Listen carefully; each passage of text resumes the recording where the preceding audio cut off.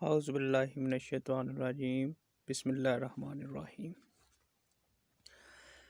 आज हम MSc accounting and finance और एमकॉम दोनों की अकाउंटिंग फिनेंशियल अकाउंटिंग का एक टॉपिक हमारा चल रहा है BRS, bank reconciliation statement.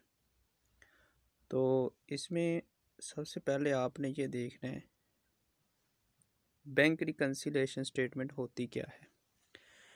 B R असल में होता ये है कि दो बुक्स होती है, एक कैश बुक होती है और एक पासबुक होती है। जो कैश बुक होती है ये कौन मेंटेन कर रहा होता है? कस्टमर। अब कस्टमर क्या होता है कि कंपनी में मिसाल के तौर पर कैशियर रखे होते हैं, तो कैशियर जो होता है वो इसको मेंटेन कर रहा होता है, वो कैश बुक बना रहा होता है।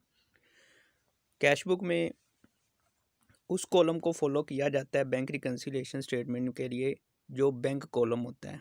ज़ाहिर है जिसने कैश बुक देखी है तो कैश बुक में असल में 3 कॉलम होते हैं। एक कैश बुक का कैश का कॉलम होता है जो कंपनी के रियल फॉर्म में कैश पड़ा हुआ है। दूसरा बैंक के अंदर कौन सा कैश पड़ा हुआ है, कितना कैश पड़ा हुआ है, वो एक कॉलम होता है। और एक डिस्काउंट का कॉलम होता है।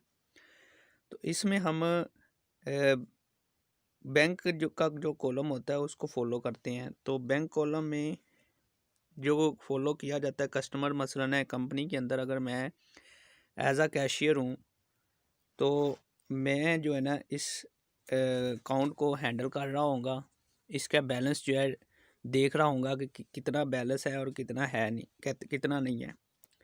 फिर इसमें पासबुक जो है ये कौन मेंटेन कर रहा होता है? बैंक मेंटेन कर रहा होता है।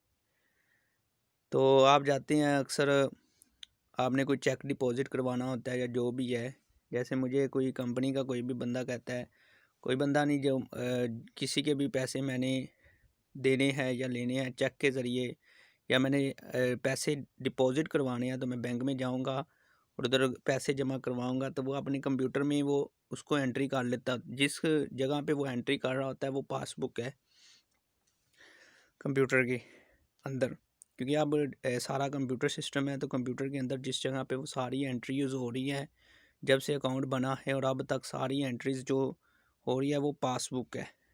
ठीक है।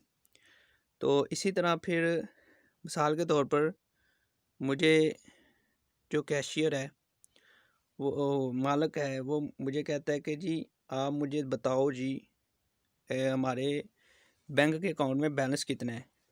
तो मैं बैलेंस चेक करता हूँ, अपने लिहाज से चेक करता हूँ। तो एक मिसाल के तौर पर हमारे बैंक के अकाउंट में 1,00,000 रुपये है, क्योंकि कैश बुक हम मेंटेन कर रहे हैं तो कैशियर मेंटेन कर रहा है। कस्टमर मतलब है एक कैशियर, मैं कंपनी में एज अ कैशियर काम कर रहा हूँ तो मैं मेंटेन कर रहा हूँ। तो बैलेंस मैं बताता हूँ 1,00,000 रुपये। अब जब मैं फ़ोन करके उनसे पता करता हूँ कंपनी से और बैंक से, तो बैंक क्या करता है कि बैंक से मैं पता करता हूँ तो वो टैली नहीं कर रहा होता। बैंक के पास जो वो अकाउंट के अंदर पैसे हैं वो जी 90,000 है, मगर हमारे हिसाब से वो 1,00,000 रुपये है। जब 1,00,000 और 90,000 10,000 का डिफरेंस आ गया, तो जब दोनों अकाउंट मैच नहीं कर रहे होते, नॉट मैच, तो फिर किसका आ जाता है हमारे पास? बैंक रिकन्सिलिएशन स्टेटमेंट हमने फिर बनानी होती है। तो ये इसलिए हमें बीआरएस बनाना पड़ता है। रिकन्सिलिएशन मतलब रिकन्साइल करना होता है, दुरुस्तगी करनी होती है हमने। जो गलत फहमियाँ आ गई है, जो एरर्स आ गए हैं, इनको दूर करने के लिए फिर बीआरएस बनाया जाता है। जब हमारे बैलेंस हमारा कैश बुक का बैलेंस, जो हम कैश बुक के बैंक कॉलम को फॉलो कर रहे हैं, उसका बैलेंस और बैंक का जो बैलेंस है, बैंक के अंदर से हम पता करते हैं हमारे बैंक के अकाउंट में कितने पैसे पड़े हैं। जब वो बैलेंस और हमारे पास जो बैलेंस पड़ा हुआ है कि हमारे लिहाज से बैंक के अंदर इतने पैसे हैं, वो दोनों मैच नहीं करते, तो तब हम जो है बीआरएस बनाते हैं। क्योंकि ज़ाहिर है दोनों में से किसी की जगह दोनों में किसी ना किसी जगह में पे हमसे गलती हुई है, या हमारी तरफ से कोई रिकॉर्डिंग नहीं हुई, या बैंक की तरफ से रिकॉर्डिंग नहीं हुई, तो इस वजह से ये बैलेंस टैली नहीं कर रहा। तो आए देखते हैं कि वो जो गलत फहमियाँ हैं वो क्या क्या पैदा हो जाती है। अच्छा, यहाँ मैं एक ज़िक्र करता जाऊँ कि बैलेंस क्या होता है। बैलेंस मुतवाज़न को कहते हैं, बराबरी को। मिसाल के तौर पर मैं कहता हूँ कि 1 लाख रुपए बैंक के अकाउंट में, मिसाल के तौर पर मैं कहता हूँ कि बैंक को छोड़ें, आम ज़िंदगी में आ जाएं। मैं कहता हूँ कि आप जो है 100 रुपये मैंने आपको दिया, मैं कहता हूँ जय जी आप 90 रुपये की ना कुछ चीज़ ले आएँ, ठीक है। अब मैंने 100 रुपये ही आपको दिया, मैं टोटल एक जगह पे लिखता हूँ, अगर काउंटिंग के लिहाज से आते हैं मैं नीचे टोटल 100 रुपये ही लिखूँगा। मैंने कहा 90 की चीज़ ले और 90 की आप चीज़ ले आए हैं। अब जो एक्सपेंस यूज़ हो गया है वो 90 रुपये आपके 100 में से वो निकल गए हैं, ठीक है। बाकी कितना पड़ा है? 10 रुपये। तो वो जो 10 रुपये है वो बैलेंस है। वो जो 10 रुपये है वो आपका क्या है? मिसाल के तौर पर मैं इधर लिख के आपको बताता हूँ कि मैंने कहा जी 100 रुपये, ठहरें 1 मिनट, मैंने 100 रुपये नीचे टोटल लिख दिए और मैंने कहा जी 90 रुपये जो है वो चीज़ ले आओ, ये एक्सपेंस हो गया, ये आपकी एक चीज़ आ गई है, ठीक है। तो इसको बराबर करने के लिए अब 100 में से 90 रुपये खर्च कर लिए, बाकी कितने बचे जी? 10 रुपये। ये जो 10 रुपये है ये आपका क्या है? बैलेंस है। मसलन अब आपके पास कितने पड़े हैं? 10 रुपये पड़े हैं। ये जो 10 रुपये है ये आपका बैलेंस है। मसलन है कि जो चीज़ आपके पास पड़ी होती है आपके कैश बुक में या आपके बैंक में, जो चीज़ पड़ी होती है, पैसे पड़े होते हैं, जो देने लेने देने के बाद जो पड़े होते हैं वो आपका बैलेंस होता है। इसी तरह लेजर जब बनते हैं तो किसी भी चीज़ का एक्सपेंसेस का लेजर बनता है, एक्सपेंस के बैलेंसेस बताए, लाइबिलिटी के बैलेंसेस बताए जाते हैं कि आपकी लाइबिलिटी कितनी पड़ी है। इस तरह हर चीज़ का बैलेंस है, वो बड़ी गहराई में चीज़ें बातें चली जाती है। तो आप मास्टर लेवल पे हैं, आपको मुझे उम्मीद है कि आपको सारा पता है। बाकी आगे चलते हैं। ये मेरे लिहाज से बताना एक थोड़ा सा मैंने ज़रूरी समझा तो इसलिए बैलेंस बता दिया। आगे देखते हैं जी, डिस्क्रिपेंसीज। अब जो भी चीज़ है हमारे ये डिस्क्रिपेंसीज से ही स्टार्ट होती है, ठीक है। डिस्क्रिपेंसीज को उर्दू में इख्तलाफात कहते हैं, जो हमारे अंदर तज़ाद पैदा हो जाते हैं, जो एक बुक में रिकॉर्डिंग मौजूद है मगर दूसरी बुक में रिकॉर्डिंग नहीं है, तो ये क्या आ गया? डिस्क्रिपेंसीज, इख्तलाफात पैदा हो गए और इसी डिस्क्रिपेंसीज के बिहाव पर फिर टैली किए जाते हैं, फिर वो बैलेंसेस ठीक किए जाते हैं। मिसाल के तौर पर 100 रुपये हमारी तरफ लिखा गया है मगर बैंक की तरफ 100 रुपये ये नहीं लिखा गया, तो ये 100 रुपये आप देखेंगे कि हमने डिपॉज़िट करवाए हैं कि निकलवाए हैं। अगर तो डिपॉज़िट करवाए थे, बैंक ने नहीं लिखे, तो ये हम क्या करेंगे? बैंक के अकाउंट में क्या कर देंगे? ऐड कर देंगे। ज़ाहिर है बैंक ने ऐड नहीं किए, तो इस वजह से 100 रुपये जो है हमारी तरफ ऐड है, उसकी तरफ ऐड नहीं है, तो बैलेंस 100 वो बैंक का बैलेंस जो है कम दिखाएगा, मगर हमारा 100 जो है वो इजाफी ज़्यादा दिखाएगा, क्योंकि हमने डिपॉज़िट जमा करवाए हैं बैंक के अंदर। तो वो 100 रुपये हमारे कैश बुक में वो ज़्यादा 100 रुपये होंगे, बैंक के बैलेंस में वो 100 रुपये कम होंगे, तो वो हम क्या करेंगे? बैंक के अकाउंट में उसको ऐड कर देंगे। तो ये अकाउंटिंग की टर्म्स के हिसाब से करना होता है, कॉन्सेप्ट्स के हिसाब से, टर्म्स नहीं सॉरी कॉन्सेप्ट्स के हिसाब से करना होता है। तो मैंने आपको एक रियल फॉर्म में एक आम सी बात बता दी है कि इस तरह होता है। इसकी डेफिनेशन भी है डिस्क्रिपेंसीज की, कि जो एक बुक में रिकॉर्ड हो मगर दूसरी बुक में रिकॉर्ड ना हो। मसलन कैश बुक में कोई चीज़ रिकॉर्ड हुई है, बैंक में नहीं हुई, तो ये एक डिस्क्रिपेंसी है। अगर बैंक कैश बुक में रिकॉर्ड नहीं हुई और बैंक में हो गई है, या बैंक में नहीं हुई कैश बुक में हो गई है, तो दोनों किसी भी बुक में रिकॉर्डिंग हो गई है किसी भी एंट्री की या किसी भी ट्रांजैक्शंस की, तो वो आपकी दूसरी में नहीं हुई, तो ये आपकी डिस्क्रिपेंसीज आ जाएंगी। अब ये डिस्क्रिपेंसीज मुख्तलिफ़ किस्म की हो सकती है। इस चैप्टर के लिहाज से ये इसमें ये डिस्क्रिपेंसीज है। इस चैप्टर के लिहाज से हम जब देखते हैं तो सबसे पहले जो डिस्क्रिपेंसीज हमारे पास आती है वो है जी आउटस्टैंडिंग। अब आउटस्टैंडिंग चेक्स क्या होते हैं? Outstanding check issued but not presented. मिसाल के तौर पर आपने किसी को पैसे देने थे। अब मैं एज आ कैशियर हूँ, मैंने मैनेजर ने मुझे कहा, फाइनेंस मैनेजर ने, कि जी आप जो है ना इस बंदे के पैसे देने हैं तो आपने इसको चेक काट कर दे दें।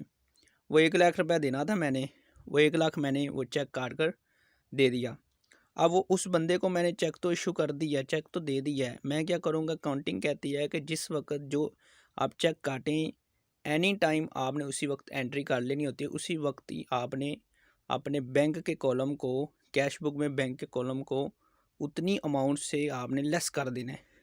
तो 1 लाख से मैं क्या करूँगा, उस पूरी अपने बैंक के अकाउंट को क्या कर दूँगा, लेस कर दूँगा।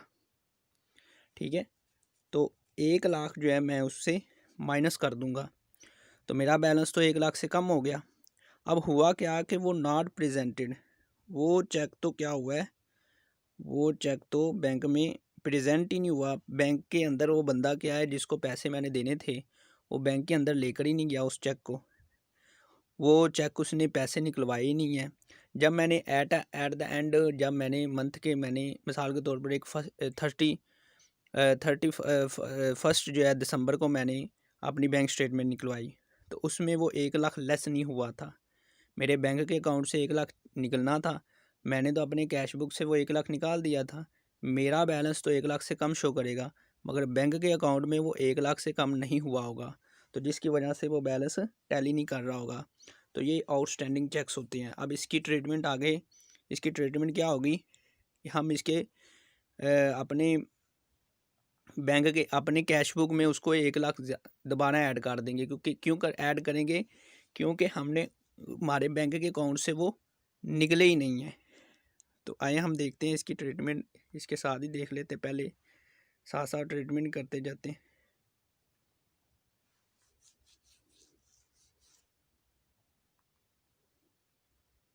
सॉरी, ये मतलब बैंक के अकाउंट से ये नहीं निकले, तो बैंक के अकाउंट में से ये निकालने हैं। ज़ाहिर 1 लाख हमने हमारे अकाउंट से तो ये निकल चुके हैं, तो हमने बैंक के अकाउंट से ये नहीं निकले, तो बैंक के अकाउंट से क्या करेंगे, ये लेस कर देंगे। ये देखिए, ये प्रीपेयर बैंक,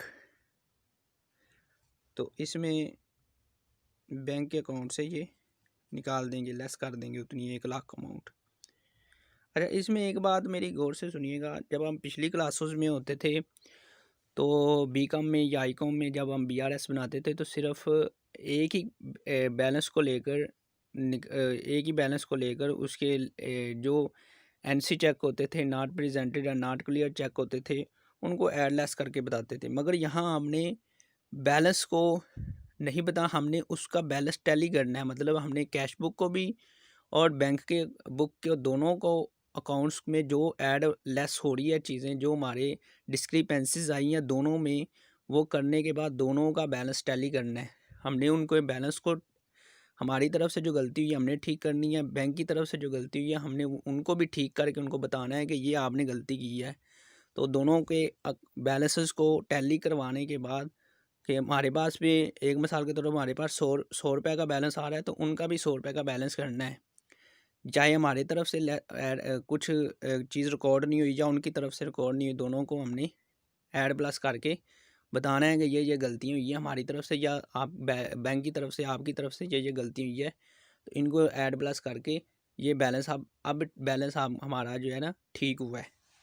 तो दोनों के बुक अकाउंट को हमने बनाना है, तो यहाँ हमने दोनों को बुक्स को मेंटेन करना है, तो इसलिए दो बुक्स के अकाउंट में अलग अलग मैंने कॉलम उसका फॉर्मेट बना दिया आपकी आसानी के लिए।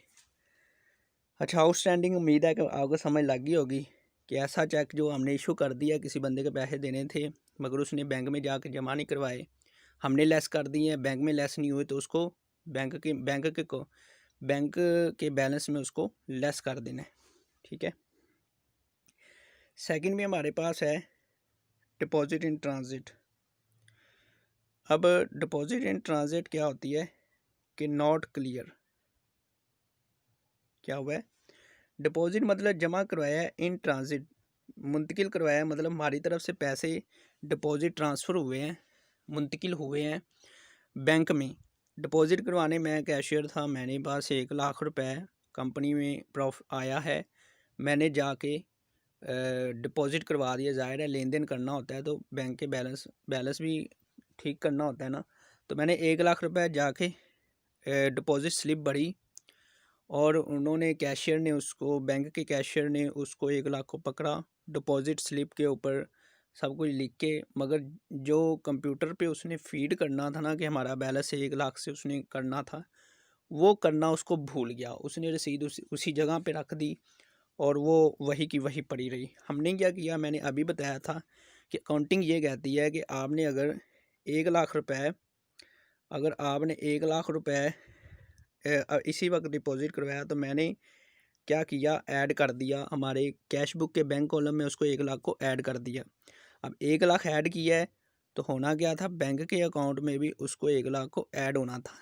तो अब जब मैंने 31 दिसंबर को अपनी बैंक स्टेटमेंट निकलवाई तो एट द एंड ज़ाहिर है हमारे बैलेंस जो है टैली कैसे होते हैं, हम स्टेटमेंट निकलवाते हैं उसमें पूरे महीने की, जब से आप मर्ज़ी 1 महीने की निकलवा लें, 2 महीने की, मगर ज़्यादातर महीने की निकलवा कर उसको टैली किया जाता है, कंपनी करती है।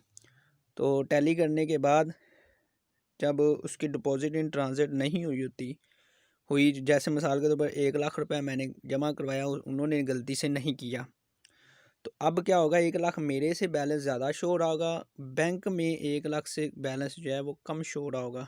अब करना क्या है कि हमने जो बैंक का जो BRS बना के देंगे कि बैंक को कि हम आपने ये गलती की है तो ये आप ठीक करें, तो उसमें डिपॉजिट इन ट्रांज़िट को क्या करेंगे, ऐड करेंगे, क्योंकि हमने ऐड कर दिया, उन्होंने ऐड नहीं किया, तो वो ऐड करके 1 लाख हम शो करेंगे कि आपने ये डिपॉजिट इन ट्रांज़िट, आपका जो बैलेंस ये शो हो रहा है ये कम शो हो रहा है, इसमें ये 1 लाख ऐड कर दें तो हमारा बैलेंस ठीक हो जाएगा। इसी तरह मैं ना अपनी बात बताता हूँ कि मैं BCSIR फेज़ 1 में काम करता हूँ, तो मैं भी कैश जो है डिपॉजिट और विड्रॉ करवाता हूँ। तो जब एक दफ़ा क्या हुआ कि मैं हमारा ना एक बैलेंस 2400 के 80 रुपये बिलिंग हमारा होता है, बिल्स वगैरह वाटर बिल्स होती हैं, तो वो किसी कस्टमर ने डिपॉजिट करवाए हुए थे, मगर वो बैलेंस उन बैंक के अकाउंट में बैलेंस वो शो नहीं, वो डिपॉजिट नहीं हुए थे, हमने डिपॉजिट किए हुए थे। तो जब उन्होंने निकाले तो उन्होंने क्या किया कि उन्होंने गलत ट्रांज़िट कर दिया, मतलब है उन्होंने किसी और सोसाइटी के अकाउंट में वो 2480 रुपये डाल दिए, तो फिर उन्होंने उस अकाउंट से निकाल कर हमारे अकाउंट में डाले। तो ये आपको बताने का मकसद है कि डिपॉजिट इन ट्रांज़िट इस तरह भी हो जाती है, बाज़ औक़ात वो एंट्री कर देते हैं, वो जो डिपॉजिट स्लिप है वो नहीं भी रखते, मगर ट्रांज़िट करते वक्त गलत अकाउंट में भी ट्रांज़िट हो जाती है। ठीक है, तो ये भी एक बात है।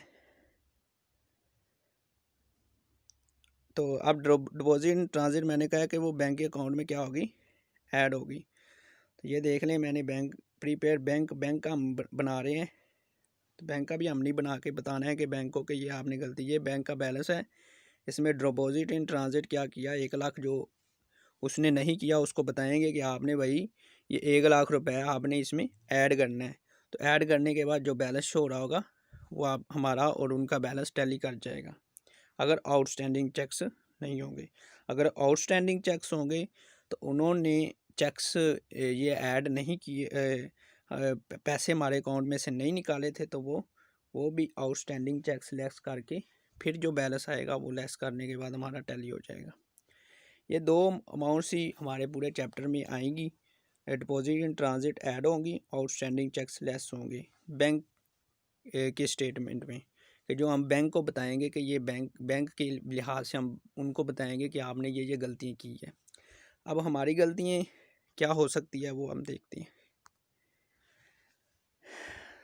डेबिट मेमोरेंडम, अच्छा डेबिट मेमोरेंडम ये होता है कि सर्विसेज चार्जेस बाद का होते हैं और बैंक चार्जेस, मिसाल के तौर पर आपको फ्री में बैंक हमें कुछ भी नहीं दे रहा, वो सर्विसेज चार्जेस लेता है, अपनी खिदमात के पैसे काटता है। ठीक है, कोई ट्रांजैक्शन करता है उसके भी पैसे वो काटता है, कोई ऑनलाइन कोई हम पैसे किसी को ट्रांजैक्शन करते हैं, हम ऑनलाइन किसी के पैसे करवाते हैं, मिसाल के तौर पर किसी सप्लायर के पैसे देने थे, हम इधर से उसको उसके अकाउंट में ट्रांसफ़र कर देते हैं, तो वो भी चार्जेस वगैरह होते हैं। तो इसी तरह के बैंक और सर्विसेज चार्जेस वगैरह होते हैं, ये भी वो हमें जब हम 31 दिसंबर को बैंक स्टेटमेंट निकलवाएंगे उसमें पता लगता है। ज़ाहिर है बैंक स्टेटमेंट के आखिर में जाके पता चलता होता है कि हमने पैसे जो है बैंक ने ये हम सर्विसेज चार्जेस हमारे काटे हुए हैं, तो फिर हमारा बैलेंस का टैली होता है। जब मिसाल के तौर पर बैंक ने हमारे सर्विसेज चार्जेस 300-400 रुपये काटे हुए हैं, तो वो हमने तो वो लेस नहीं ना किए हुए, क्योंकि हमारे अकाउंट से वो काट लिए गए हैं। तो बैंक वो अकाउंट से लेस कर देगा 100 रुपये, मिसाल के तौर पर उसने 100 रुपये ये सर्विसेज चार्जेस और बैंक चार्जेस 100 रुपये, तो बैंक ने तो ये लेस कर लिए होंगे, मगर हमने क्या किया होगा, हमने लेस नहीं किया होगा, क्योंकि हम लास्ट में जाके जब बैंक स्टेटमेंट आएगी कि हमें अल्हाम थोड़ी हो जाएगा कि हमारे अकाउंट में से ये पैसे काट लिए गए। तो जब आखिर में जाके ये बैंक स्टेटमेंट आएगी उसमें लिखा होगा कि ये चार्जेस कटे हैं। तो ये इस 100 की वजह से हमारा बैलेंस टैली नहीं होगा, तो वो 100 हम क्या करेंगे, अपने अकाउंट से लेस कर देंगे, तो वो हमारा बैलेंस टैली हो जाएगा। तो ये देख लें कि डेबिट मेमोरेंडम जब हम अपनी गलतियाँ लिखेंगे कि प्रिपेयर कैश बुक जो कस्टमर तैयार करेगा, उसमें बैलेंस में हम क्या करेंगे, ये देखिए सर्विसेज चार्जेस और बैंक चार्जेस हमने लेस कर देंगे। तो लेस करने के बाद हमारे बैलेंस टैली हो जाएगा। ठीक है, अब नेक्स्ट हमारे पास मोस्ट इम्पोर्टेंट है कि चार्जेस ऑफ NSF चेक्स। तो NSF चेक्स शॉर्ट फॉर्म में नॉट सफिशिएंट फंड्स, इस लफ्ज़ से ही हमें पता चल जाएगा नॉट सफिशिएंट फंड्स क्या होते हैं, कि हमारे अकाउंट में फ़ंड्स जो है काफ़ी नहीं हैं। तो मतलब है कि जब आप किसी को चेक लिख कर देते हैं, मिसाल के तौर पर बैंक में हमारे पास 1000 रुपये, मैंने जो चेक किसी को पैसे देने थे, मैंने वो 1200 रुपये का चेक काट के दे दिया, मुझे नहीं पता था कि मेरे भी अकाउंट में 1000 रुपये है। तो वो जब 1200 रुपये जो है वो जिस बंदे को मैंने देने थे, वो चेक लेकर बैंक में गया, तो उन्होंने बैलेंस चेक किया तो 1000 रुपये था मेरा। कैशियर ने तो चेक काट के दे दिया कंपनी का, मगर कंपनी के अकाउंट में सिर्फ 1000 रुपये थे। तो बैंक ने क्या किया, 1000 रुपये 200 कम था, तो उसने क्या किया, उसके ऊपर फिर वो लिख के मेमो एक बना के पर्ची सी दे देते हैं कि ये आपके अकाउंट में बैलेंस नहीं है। तो इसके इवज़ उसने सर्विसेज तो दी ना, चाहे उसने ज़ाहिर है उसने कंप्यूटर के ऊपर चेक किया, सारी सर्विसेज तो दी है। तो इस सर्विसेज के बदले जब आपका बैलेंस कम होता है, तो उस सर्विसेज के बदले जो सर्विसेज चार्ज की जाती है, तो वो आपके NSF कहलाती है। ठीक है, तो इसे डेबिट मेमोरेंडम ही कहते हैं। तो ये भी लेस होंगे, ज़ाहिर है ये भी आपको 31 दिसंबर को हमें ही पता चलेगा कि हमारे NSF चेक्स के बिहाफ पर इतने पैसे काटे गए हैं तो हमारे अकाउंट से, तो तभी हम उसको लेस करेंगे। तो उम्मीद है कि आपको NSF समझ लग गई होगी। ठीक है, ये देख लें, आपको इधर हमने NSF लेस किया हुआ है। ठीक है, ये देख लें, सर्विस चार्जेस बैंक चार्जेस भी लेस किए हुए हैं। हम अपने अकाउंट को जो मैनेज कर रहे हैं, जो हमारी गलतियाँ निकली है। अब नेक्स्ट में हमारे पास क्रेडिट मेमोरेंडम आ जाता है। अब क्रेडिट मेमोरेंडम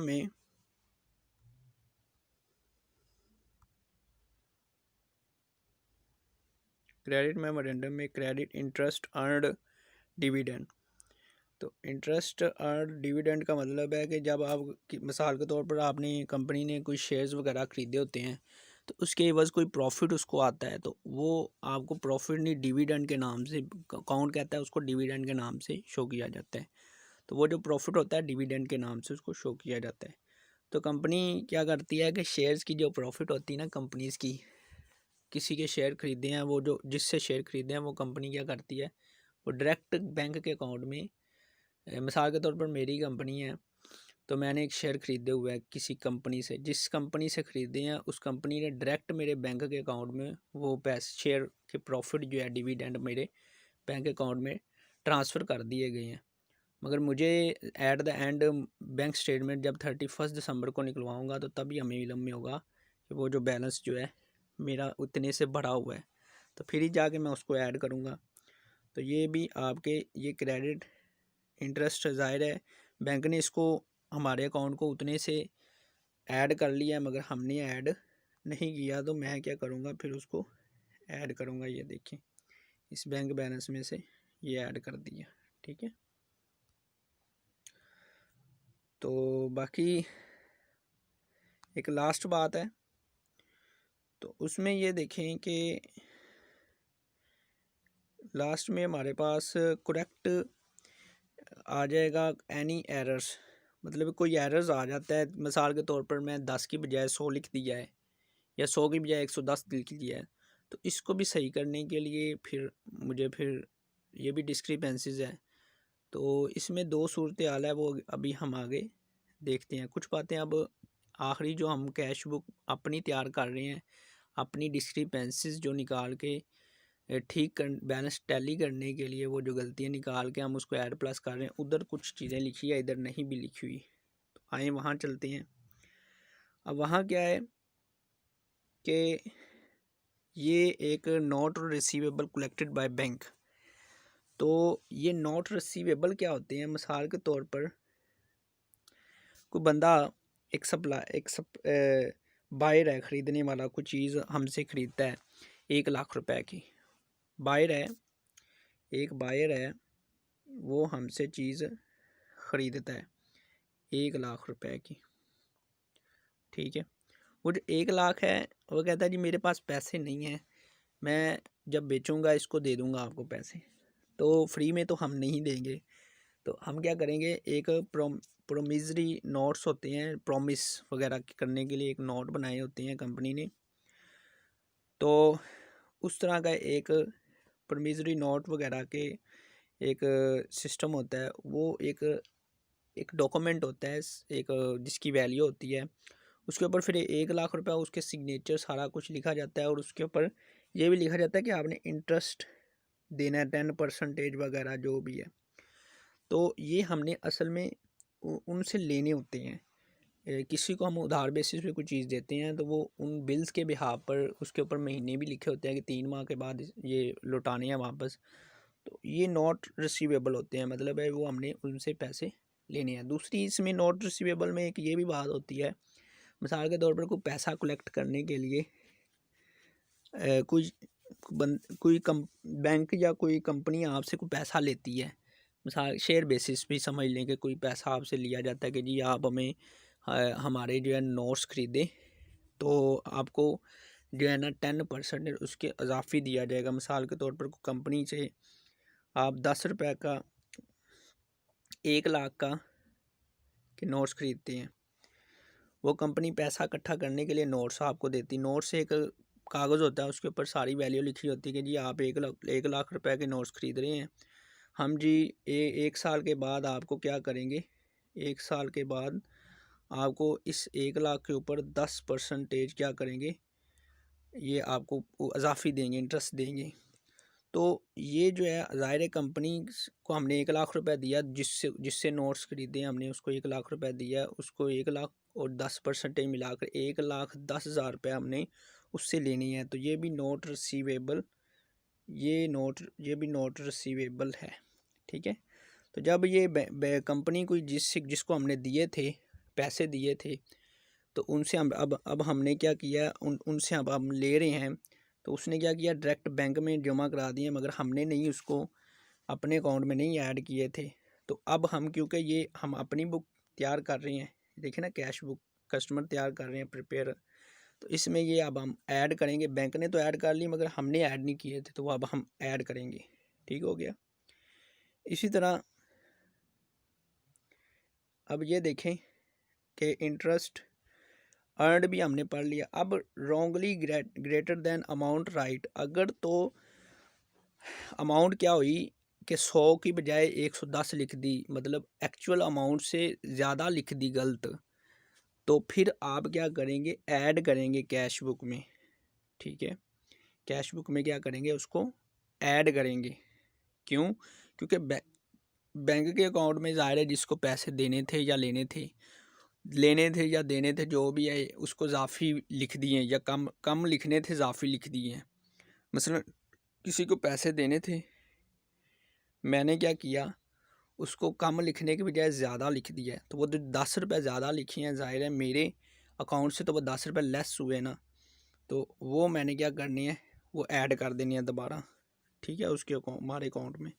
ये देखें 100 में से 110 निकाले, 10 रुपये बनते हैं, तो वो 10 रुपये मैंने ऐड कर दिए हैं। जब अमाउंट आप ज़्यादा लिख दें, ये उस सूरत में है, और अगर कम लिख दें तो ये रॉन्गली लेस दैन, ये देखें मिसाल के तौर पर 100 लिखना था, 10 लिख दिए हैं, तो 90 रुपये कम लिखे हैं, तो वो 90 रुपये क्या करेंगे, इसमें लेस कर देंगे। ज़ाहिर है कि 100 की बजाय 10 लिखा है, तो 100 कम होना था हमारे अकाउंट से, मगर 10 कम हुआ है, तो 10 तो कम हो गया, मगर 90 कम नहीं हुए, तो वो 90 अब हमने, ये लॉजिकली मैं आपको बता रहा हूँ, 90 अब कम कर देनी है मज़ीद। आगे आ गया, सारे पॉइंट्स हो गए। अब लास्ट में कैश शॉर्टेज हो गया। ये पॉइंट एक हमारा क्वेश्चन है, उसमें कैश शॉर्टेज का पॉइंट है, जब आप, ये कब होता है कैश शॉर्टेज का पॉइंट, 7.2 बी और 7.2 बी ए। ये क्वेश्चन में असल में वो क्वेश्चन ये है कि एक कैशियर है, उसने क्या किया, फ्रॉड किया है, उसने कुछ बैलेंसेस में अमाउंट्स हेर फेर की है। मिसाल के तौर पर कुछ चीज़ें ऐसी है जो उसने ऐड प्लस नहीं की और कम दिखाने की कोशिश की है, तो जिसकी वजह से कैश का बैलेंस जो है, कैश बुक का बैलेंस ज़्यादा शो हो रहा है, मगर बैंक का बैलेंस जो है वो कम शो हो रहा है। अब आप सोच रहे होंगे तो ये तो हमारा फ़ायदा ही है ना, कि कैश बुक का बैलेंस ज़्यादा शो हो रहा है और बैंक का बैलेंस जो है कम शो हो रहा है। नहीं, उसमें होगा क्या, नुकसान हमारा है। कैसे, उसने फ़्रॉड कैसे किया, मिसाल के तौर पर मैं कहता हूँ कि 100 रुपये का हमारा बैलेंस शो होना चाहिए था, मगर हमारा बैलेंस कितना हो रहा है, 120 रुपये का। अब 120 जो है, इसमें जो जो जो 20 रुपये है, मिसाल के तौर पर ये जो 20 रुपये उसने इसमें से लेस क्यों नहीं किए, उसने कोई अपनी चीज़ जो है ख़रीदी है, अपनी चीज़ जो है इसमें ऐड नहीं की। मसलन आप अपनी कुछ चीज़ इसमें दबाने की कोशिश कर रहा है, वो जो उसने अपनी चीज़ 20 की ख़रीदी है ना, वो इसमें उसने नहीं डाली। ज़ाहिर है वो डालता तो ये बैलेंस कम शो होना था। अब वो 20 की उसने चीज़, मिसाल के तौर पर उसने 20 के बिस्कुट ही खा लिए, तो वो जो 20 के बिस्कुट उसने डाले नहीं, ज़ाहिर डालता तो वो शो हो जाना था, तो बिस्कुट कहाँ से आए, ये किसने खाए हैं। तो ये इसलिए बैलेंस हमारा क्या है, 120 रुपये शो हो रहा है, मगर होना क्या था, 20 रुपये कम करके 100 रुपये बैलेंस बनना था। इस वजह से ये नुकसानदेह है। जब आपका बैलेंस ज़्यादा शो हो रहा है तब भी कोई आपके अंदर ही गड़बड़ेशन हुई है आपकी, अगर तो वो एरर्स ठीक है, बिल्कुल एक्यूरेट, वाकई आपने गलती की है, तो वो तो बिल्कुल ठीक है। अगर आपने वाकई गलती नहीं की, आपकी कंपनी में वो चीज़ें हुई नहीं जो जो वो शो करवा रहा है, तो फिर तो वो जो है ना, कैशियर जो आपको बेवकूफ़ कंपनी को बनाना चाह रहा है, वो खुद पैसे हड़पना चाह रहा है। तो उस क्वेश्चन में यही सूरत हाल है कि उसने कुछ अमाउंट्स अपने पास से डाली है, कुछ नहीं डाली, कुछ छुपाने की कोशिश किया, जो नहीं डाली वो उसने अपनी पर्सनल के लिए कुछ चीज़ें यूज़ की है, तो इस वजह से उसने नहीं डाली। तो इस वजह से वो क्वेश्चन जो है, वो कैश शॉर्टेज क्यों हुआ, उसकी रीज़न्स है आगे, तो वो क्वेश्चंस इंशाल्लाह टाइम मिला तो इंशाल्लाह करेंगे। बाकी ये उम्मीद है कि मुझे ये ठीक होगा। इनको ऐड लेस करने के बाद आपका बैलेंस दोनों टैली हो जाएंगे। तो ऐड में ये 3 चीज़ें हैं, लेस में ये सारी चीज़ें करनी हैं, और यही आपका, ये हम बना रहे हैं, और ये हम बैंक को बना कर दे रहे हैं कि जी आपने गलतियाँ की है, आपने डिपॉजिट इन ट्रांजिट नहीं ऐड किया, आउटस्टैंडिंग टैक्स लेस नहीं किए, तो ये आपको बना कर दे रहे हैं। उम्मीद है कि आपको समझ लग गई होगी, और फिर भी ना समझ लगी हो तो इंशाल्लाह क्वेश्चन करें, पूछें, कमेंट्स करें। ओके जी, अल्लाह हाफिज़।